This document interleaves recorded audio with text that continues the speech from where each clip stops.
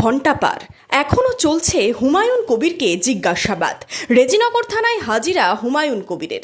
নির্ধারিত সময়ের কয়েক মিনিট আগেই রেজিনগর থানায় পৌঁছন আমজনতা উন্নয়ন পার্টির চেয়ারম্যান হুমায়ুন কবির। উস্কানিমূলক মন্তব্য মামলায় শনিবার রেজিনগর থানায় তলব করা হয়েছিল তাকে। 11:30টায় হাজিরা দিতে বলা হলেও তার কয়েক মিনিট আগেই থানায় পৌঁছন হুমায়ুন। শুক্রবার শক্তিপুর থানায় হাজিরা দেওয়ার নোটিশ থাকলেও তিনি সেখানে যাননি। এদিন সকালেই বাড়ি থেকে বেরিয়ে সরাসরি রেজিনগরে তার প্রস্তাবিত মসজিদ চত্বরে যান হুমায়ুন কবির। সেখানে দলীয় নেতৃত্বের সাথে কিছুক্ষণ সময় কাটিয়ে রওনা দেন থানায়।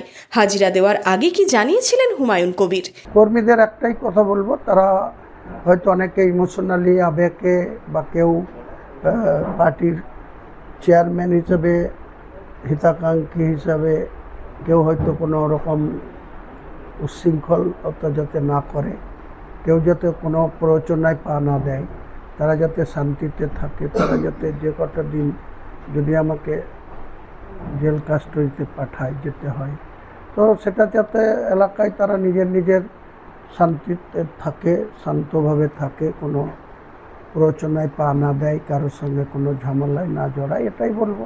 2.5 থেকে 3 ঘন্টা পার হয়ে গেলেও এখনো থানাতেই রয়েছেন হুমায়ুন কবির। সূত্রের খবর, এখনো চলছে তাকে জিজ্ঞাসাবাদ। হুমায়ুন কবিরের হাজিরা ঘিরে রেজিনগর থানা চত্বরে রয়েছে কড়া নিরাপত্তা। Bureau report, Madhyabanga news.